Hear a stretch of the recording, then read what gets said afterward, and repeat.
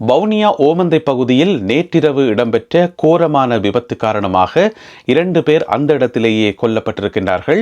15 பேர் படுகாயமடைந்து மருத்துவமனையில் அனுமதிக்கப்பட்டிருக்கின்றார்கள். அவர்களில் ஒரு சிலருடைய நிலைமை கவலைக்கிடமாக இருப்பதாக தகவல்கள் வெளியாகியிருக்கின்றன. இது குறித்து விரிவாக விளக்கமாக இந்த காணொளியில் பார்க்க இருக்கின்றோம். வடக்கு கிழக்கில் இருந்து இராணுவத்தினரை அகற்றுகின்ற பணிகள் ஏற்கனவே ஆரம்பித்து விட்டதாக அமைச்சர் நலிந்த ஜெயதிஸ் அவர்கள் கூறியிருக்கின்றார். அது குறித்தும் விரிவாக பார்க்க இருக்கின்றோம். நல்லூர் பகுதியில் வாழ்வெட்டில் ஈடுபட்ட 5 சமூக விரோதிகள் கைது செய்யப்பட்டு தற்பொழுது விளக்கமறியலில் வைக்கப்பட்டிருக்கின்றார்கள். இலங்கையில் நீரில் மூழ்கி இந்த ஆண்டு இதுவரை 257 பேர் உயிரிழந்துள்ளதாக தகவல் ஒன்று தெரிவிக்கின்றது. இந்த செய்திகள் உட்பட மேலும் பல செய்திகளும் தகவல்களும் இன்றைய காணொளியில் காத்திருக்கின்றன. தமிழடியான் சொந்தங்கள் அனைவருக்கும் வணக்கம். ஆகஸ்ட் மாதம் 18ஆம் தேதி 2025ஆம் ஆண்டு திங்கட்கிழமை. வாருங்கள் காணொளிக்குள் போகலாம்.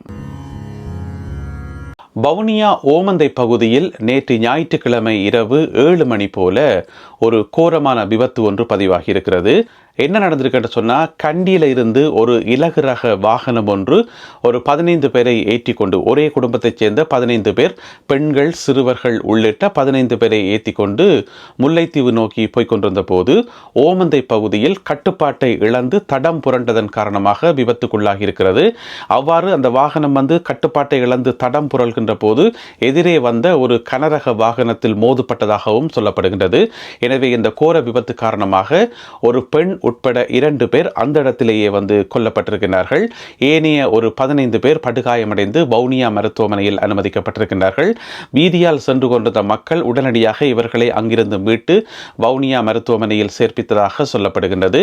படுகாயமடைந்து மருத்துவமனையில் அனுமதிக்கப்பட்டிருப்பவர்களில் கிட்டத்தட்ட 3 பேருடைய நிலைமை கவலைக்கிடமாக இருப்பதாக தெரிவிக்கப்படுகிறது. இந்த ஒரே குடும்பத்தைச் சேர்ந்த நபர்கள் கண்டிக்கு சென்று அங்கு நடைபெற்ற ஒரு சாவு வீடொன்றில் கலந்து கொண்டு விட்டு வந்திருக்கின்றார்கள். அவ்வாறு சென்று கொண்டிருந்த போதுதான் நேற்றிரவு 7 மணியளவில் ஓமந்தை பகுதியில் இருக்கின்ற மாணிக்கர் வளைவு என்று சொல்லப்படுற ஒரு இடத்துல இந்த கோரமான விபத்து சம்பவித்திருக்கிறது. இந்த கோரமான விபத்தில் பலியானவர்களுடைய பெயர் விவரங்கள்: முல்லைத்தீவு மாவட்டம் விசுவமடுவைச் சேர்ந்த 33 வயதுடைய யாழினி மற்றும் அதே பகுதியைச் சேர்ந்த 30 வயதுடைய சுயன் ஆகியோரே இந்த விபத்தில் கொல்லப்பட்டிருக்கின்றார்கள். ஏனைய 15 பேர் படுகாயமடைந்து மருத்துவமனையில் அனுமதிக்கப்பட்டிருக்கின்றார்கள். இந்த விபத்து சம்பந்தமான விசாரணைகளை போலீசார் ஆரம்பித்துள்ளார்கள். நல்லூர் ஆலய பகுதியில் வாழ்வெட்டில் ஈடுபட்ட சமூக விரோதிகள் 5 பேர் கைது செய்யப்பட்டு தற்போது விளக்கமறியலில் வைக்கப்பட்டிருக்கின்றார்கள். அவர்கள் மீது விசாரணை நடத்தப்பட்டு இந்த மாதம் 29ஆம் தேதி வரை அவர்களை விளக்கமறியலில் வைக்கும்படி நீதிபதி உத்தரவு பிறப்பித்திருக்கின்றார். நீங்கள் கேள்விப்பட்டிருப்பீங்கள், நேற்று முன்தினம் நல்லூர் ஆலய வளாகத்துக்கு அருகில் 5 பேரை கொண்ட ஒரு குழுவினர் இன்னும் ஒரு 4 பேரை கொண்ட குழுவினர் மீது வாள்களால் வெட்டி தாக்குதல் நடத்தியிருந்தார்கள். அந்த 4 பேர் மீதும் இவர்கள் தாக்குதல் நடத்தி 4 பேருமே காயமடைந்திருக்கிறார்கள். அவர்களில் 2 பேர் மருத்துவமனையில் அனுமதிக்கப்பட்டு தற்பொழுது சிகிச்சை பெற்று வருகின்றார்கள். எனவே இந்த மோசமான செயலில் ஈடுபட்ட சமூக விரோதிகள் 5 பேரும் கைது செய்யப்பட்டு இப்பொழுது விளக்கமறியலில் வைக்கப்பட்டிருக்கின்றார்கள். உங்களுக்கு தெரியும், நல்லூர் கந்தசாமி கோவிலில் தற்பொழுது திருவிழா நடைபெற்று வருகிறது. எனவே மக்கள் அனைவரும் உணர்வுபூர்வமாகவும் பக்தி பூர்வமாகவும் அந்த திருவிழாக்களில் கலந்து கொண்டிருக்கின்ற போது இது போன்ற சமூக விரோதிகள் வாழ்வெட்டில் ஈடுபட்டதன் காரணமாக அது எங்களுடைய இனத்துக்கே ஒரு அவமானம். எனவே இப்படியான வாழ்வெட்டில் ஈடுபட்டிருந்த அந்த 5 சமூக விரோதிகளும் கைது செய்யப்பட்டு இப்பொழுது விளக்கமறியலில் வைக்கப்பட்டுள்ளார்கள்.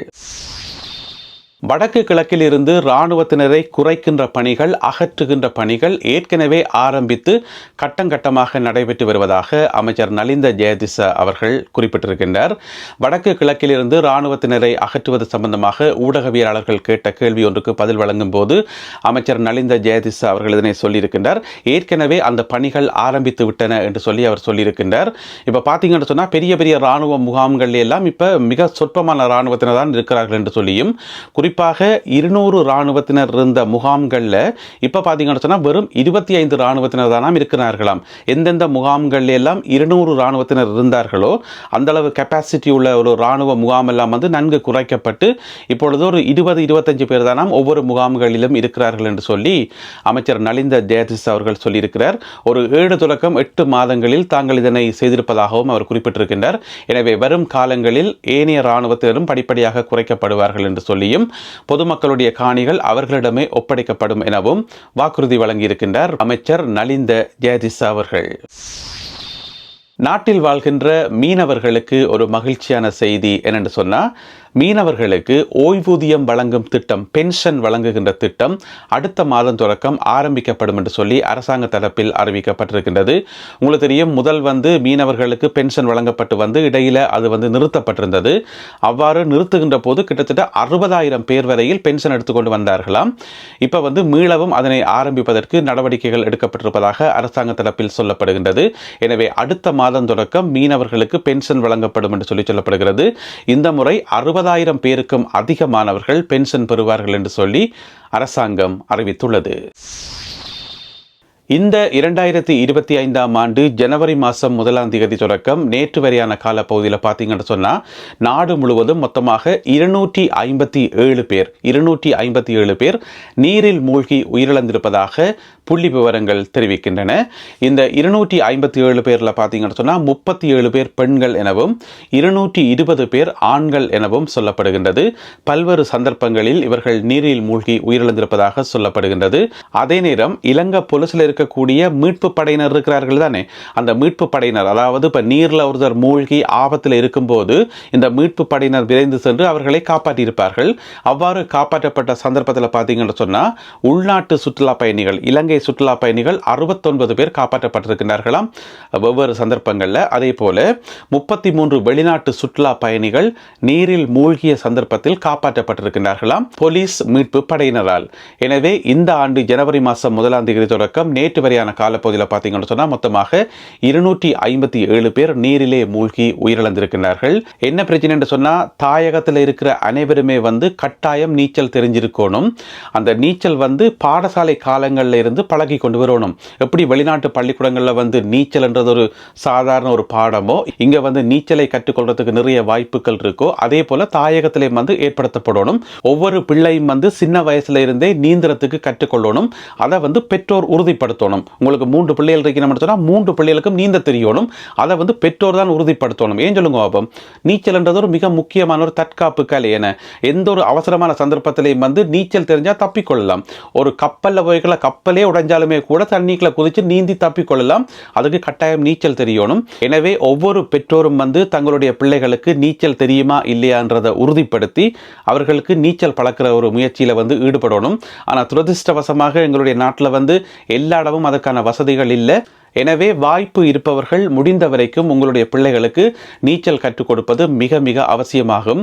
யோசிச்சு பார்த்தோம் என்று சொன்னால், இப்போ ஒரு கொஞ்ச நாளைக்கு முதல் முல்லைத்தீவு மாவட்டத்தில் முள்ளியவளை பகுதியில் கொட்டு கிணற்றடி ஆலய பிள்ளையார் ஆலய வளாகத்தில் இருக்கிற அந்த கேணியில் 2 பொம்பளை பிள்ளைகள், அநியாயம் தானே, 2 பொம்பளை பிள்ளைகள் தண்ணீரில் மூழ்கி உயிரிழந்தது.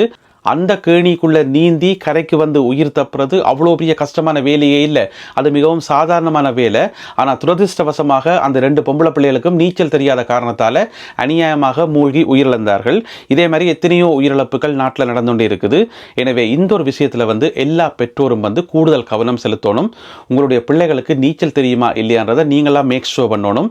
எனவே வாய்ப்பு இருப்பவர்கள் தயவு செய்து இந்த ஒரு கலையை உங்களுடைய பிள்ளைகளுக்கு கற்றுக் கொடுங்கள்.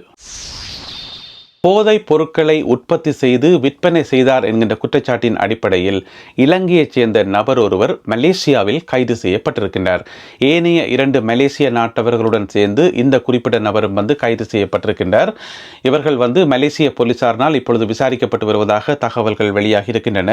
மலேசியாவில் இருக்கின்ற புக்கிட் தம்பன் என்று சொல்லப்படுற ஒரு இடத்துல இவர்கள் ஒரு மறைவான இடத்தில் வைத்து போதைப் பொருட்களை கொண்டு வைத்து அதை ப்ராசஸ் பண்ணி அதனை ஏதோ செய்து விற்பனை செய்து வந்திருக்கிறார்கள். எனவே கடந்த ஜனவரி மாதத்திலிருந்து இந்த விற்பனையில் இவர்கள் ஈடுபட்டு வந்தார்களாம். எனவே இப்பொழுது மலேசியா போலீசாரினால் இலங்கையைச் சேர்ந்த நபர் ஒருவர் உட்பட 3 பேர் கைது செய்யப்பட்டிருக்கிறார்கள். எனவே போதைப் பொருள் கடத்துறதுக்கு வர இடமே இல்லாமல் மலேசியாவில் போய் கடத்தி வைக்கணும். எனவே மலேசியா போலீஸ்ல அகப்பட்ட அடுத்து என்ன நடக்கும் என்று சொல்லி எல்லாருக்குமே தெரியும். எனவே அந்த இலங்கையைச் சேர்ந்த நபர் யார் என்று சொல்லி தெரியல. அவருடைய அடையாளங்களோ பெயர் விவரங்களோ அல்லது எந்த இனத்தைச் சேர்ந்தவர் என்று சொல்லியோ எந்த விதமான விவரங்களும் வெளிப்படுத்தப்படையில. ஸ்ரீலங்கன் என்று மட்டும்தான் சொல்லப்பட்டிருக்கிறது. எனவே இலங்கையர் ஒருவர் உட்பட 2 மலேசியர்கள் மொத்தமாக 3 பேர் கைது செய்யப்பட்டிருக்கிறார்கள் மலேசிய போலீசாரினால். அடுத்ததாக இன்றைய கேலி சித்திரம் கார்ட்டூன். இது சிங்கள பத்திரிகை ஒன்றில் வந்த ஒரு கேலி சித்திரம். எனவே சிங்களத்தில் தான் எழுதியிருக்கும். அதாவது என்ன எழுதியிருக்குன்னு சொன்னால், ஒரு போர்டு ஒன்று இருக்குது. அந்த போர்டில் பார்த்தீங்கன்னு சொன்னால் பொலிசிய என்று சொல்லி எழுதப்பட்டிருக்கிறது, போலீஸ் என்று எழுதப்பட்டிருக்கிறது. அந்த போர்ட் பார்த்தீங்கன்னு சொன்னால் பாலடைஞ்சு சீரழிஞ்சு சின்ன பின்னமாகி சைட்டில் பார்த்தீங்கன்னு சொன்னால் ஒரு பக்கம் வெடித்து கீழே பார்த்தீங்கன்னு சொன்னால் புல்லுகள் எல்லாம் முளைச்சு பார்த்தா ஏதோ பழைய ஒல்லாந்தர் காலத்து போட் மாதிரி கிடக்குது. அந்த போட்டுக்கு முன்னால் ஒருத்தர் நின்று பார்க்குறார். அவர் தான் இலங்கையினுடைய புதிய போலீஸ் மா அதிபர் பிரியந்த வீரசூரிய அவர்கள். கையில் ஒரு ஃபைலையும் வச்சு கொண்டு வடிவாக பார்க்குறார். இந்த போலீஸ் திணைக்களம் இவ்வளவு சீரழிஞ்சு போய் இவ்வளவு நாசமாகி போய் கிடக்குது, முதல்ல இதை கிளீன் பண்ணணும் என்று சொல்லி நினைக்கிறார் மனசுக்குள்ள. எனவே அதுதான் சரியான நடவடிக்கை. போலீஸை முதல்ல கிளீன் பண்ணணும். போலீஸுக்குள்ளே இருக்கக்கூடிய இந்த மாதிரியான முறைகேடுகள் எல்லாமே களையப்படணும். போலீஸ் ஒழுங்காக இருந்தால் நாட்டில் சட்டம் ஒழுங்காக இருக்கும். சட்டம் ஒழுங்காக இருந்தால் நாடே நல்லா இருக்கும். இந்த ஔவையாருடைய ஒரு பாட்டு மாதிரி, வரப்புயர நீருயரும் நீருயர நெல்லுயரும், அந்த பாட்டு மாதிரி தான் போலீஸ் நல்லா இருந்தா சட்ட ஒழுங்கு நல்லா இருக்கும். சட்ட ஒழுங்கு நல்லா இருந்தா நாடே நல்லா இருக்கும். எனவே இந்த ஒரு கேலி சித்திரம் மற்றும் இன்றைய காணொளியில் பகிர்ந்து கொள்ளப்பட்ட செய்திகள் தொடர்பாக உங்களுடைய கருத்துக்கள் என்ன என்பதை மறக்காமல் கீழே எழுதுங்கள். மீண்டும் மற்றொரு காணொளியில் உங்களை சந்திக்கின்றேன். அதுவரை நன்றி, வணக்கம்.